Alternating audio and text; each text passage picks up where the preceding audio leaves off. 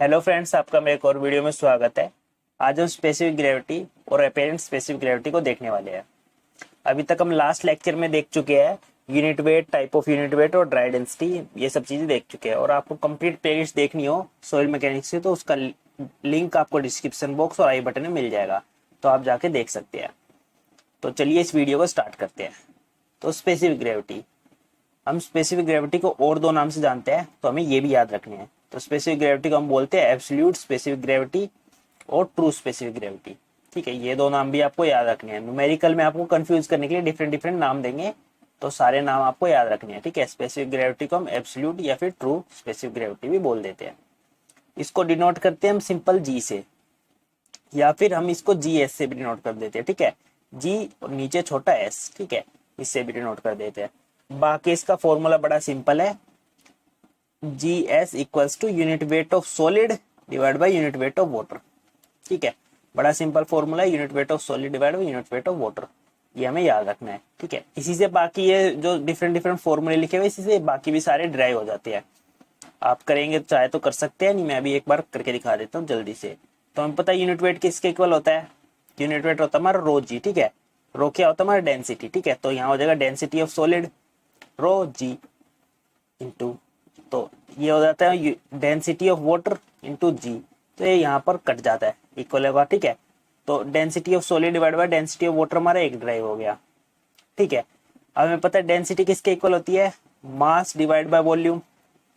नीचे भी हमारी मास डिवाइड बाय वॉल्यूम, पर ये जो मास होगा ये होगा सॉलिड का, mass of solid divide by volume. और यहाँ डेंसिटी ऑफ वाटर है तो mass of water divide by volume, यहाँ वॉल्यूम वॉल्यूम कट जाएगा। ठीक है, तो mass of solid divide by volume of solid, हमारा दूसरा फॉर्मूला ड्राइव हो गया। और ये तो हमें याद, एक तो याद रखना पड़ेगा, बाकी हम ड्राइव कर सकते हैं उससे। ठीक है, तो यही सबसे कॉमन बोलूंगा क्योंकि यही सबसे इंपॉर्टेंट है, तो आप ये याद करिए, बाकी आप ड्राइव भी कर सकते हैं आराम से, बाकी भी आपको याद हो जाएंगे जब क्वेश्चन करते रहेंगे। ठीक है, और वेट ऑफ सॉलिड इसी से हो जाएगा। हम लिख सकते हैं यूनिट वेट को हम वेट डिवाइड बाय वॉल्यूम, नीचे भी लिख सकते हैं हम वेट डिवाइड बाय वॉल्यूम, तो ये हो जाएगा wait of solid divide by volume. और यूनिट वेट ऑफ वाटर क्या हो जाएगा, wait of water divide by volume, यहाँ वॉल्यूम वॉल्यूम कट जाएगा, तो बचेगा क्या हमारा wait of solid divide by weight of water. तो ये फॉर्मूला भी ऐसे ड्राइव हो गया। तो अब हम आगे देखते हैं, बड़े सिंपल फॉर्मूले थे, ऐसे याद रख सकते हैं। अब कुछ जी की वैल्यू है, ये हमें याद रखनी है। ठीक है, ये इनऑर्गेनिक सॉइल के लिए हमारी जी की वैल्यू अप्रोक्सीमेट है, ये एवरेज वैल्यू है। ठीक है, ये एवरेज वैल्यू ध्यान रखना है। ठीक है, डिफरेंट डिफरेंट सॉइल के लिए थोड़ी ऊपर नीचे हो सकती है, पर जो एवरेज वैल्यू, जब भी अगर आपका कभी एमसीक्यू आता है ना, तो आपको हमेशा यही लगाना है। ठीक है, 2.65 हमारा रेशियो होता है ना, तो इसलिए इसकी यूनिट नहीं होती। ठीक है, यूनिट लेस होता है हमारा जी। तो इनऑर्गेनिक सॉइल के लिए हमारी जीएस की वैल्यू कितनी होती है, मतलब स्पेसिफिक ग्रेविटी की वैल्यू कितनी होती है, 2.65। ठीक है, याद रखना है हमें। ठीक है, एमसीक्यू में पूछ लेंगे आपको। और ऑर्गेनिक सॉइल के लिए कितनी होती है, ऑर्गेनिक सॉइल के लिए इसकी वैल्यू कम हो जाती है, कितनी हो जाती है, 1.2। ठीक है, ये भी हमें याद रखना है। और जीएस इज रिपोर्टेड एट, इसको हम किस टेम्परेचर पे हम इसको नापते हैं, मतलब 27 डिग्री सेल्सियस रूम टेम्परेचर पे हम जीएस की वैल्यू, मतलब स्पेसिफिक ग्रेविटी की वैल्यू को कैलकुलेट करते हैं। ठीक है, और डेंसिटी ऑफ वाटर तो हमें पता ही कि इस टेम्परेचर पे करते हैं, मैंने लास्ट लेक्चर में देख लिया था, 4 डिग्री सेल्सियस। तो ये है, यहाँ से एक एक नंबर के क्वेश्चन बन जाते हैं, इसलिए मैंने इनको अलग से भी लिख दिया है। ठीक है, एक एक नंबर के क्वेश्चन आ जाते हैं यहाँ से। अब हमारा दूसरी जो स्पेसिफिक ग्रेविटी होती है उसको हम बोलते हैं मास स्पेसिफिक ग्रेविटी, बहुत इंपॉर्टेंट नाम है। ठीक है, कंफ्यूज नहीं होना है, दोनों स्पेसिफिक ग्रेविटी के अलग अलग नाम है। इसका और दो जो नाम है वो है बल्क स्पेसिफिक ग्रेविटी, तीसरा नाम है अपेरेंट स्पेसिफिक ग्रेविटी।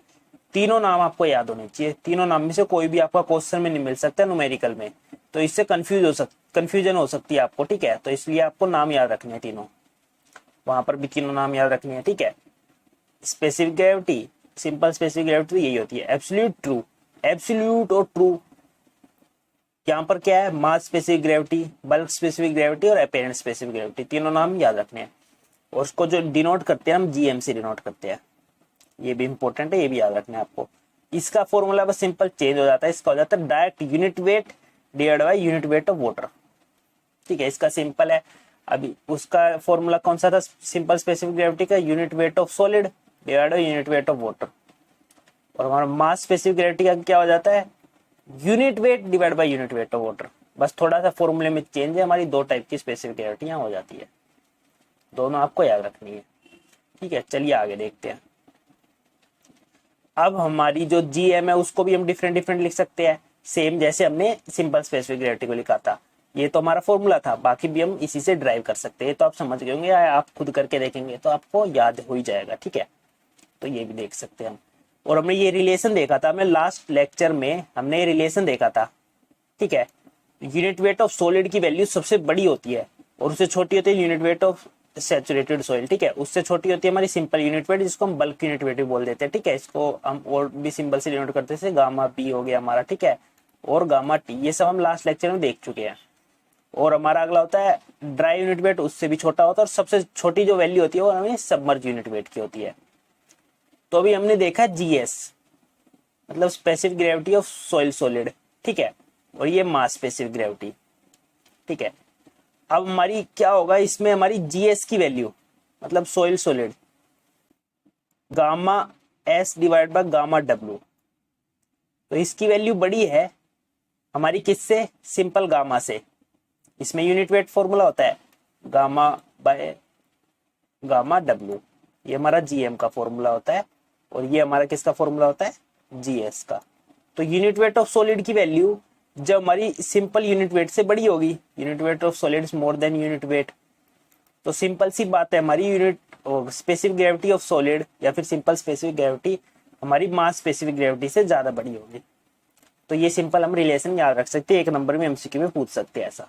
ठीक है, अब हमारा एक छोटा सा रिलेशन होता है, मतलब ये फॉर्मूला, तो ये भी कई बार पूछ सकते हैं एग्जाम में, तो आपको एक बार ये भी देख लेना चाहिए। छोटा सा है, आप एक बार देखेंगे तो आपको समझ आ जाएगा।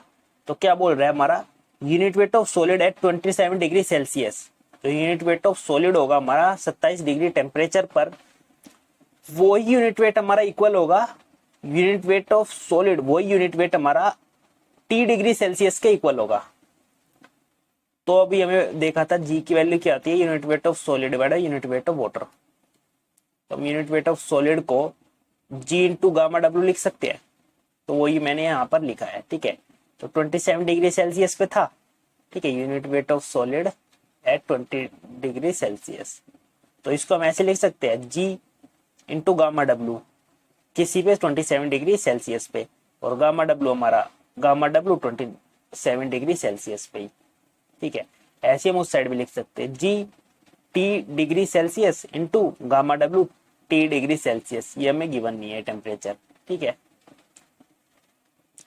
तो जी जो हमारा टी डिग्री सेल्सियस पे होगा उसकी वैल्यू हम कैलकुलेट कर सकते हैं। तो इस टेम्परेचर, जैसे अभी कोई भी टेम्परेचर अगर हमारे क्वेश्चन कभी आ जाता है, जैसे 40 डिग्री दे दिया, तो वहां से यहाँ से इजी से कैलकुलेट कर सकते हैं उसको। ठीक है, तो जी टी डिग्री सेल्सियस पे अब कितना होगा हमारा, जी 27 डिग्री सेल्सियस। बस हमने क्या किया, इसको उसके नीचे ले गए और हमने फॉर्मूला बना दिया।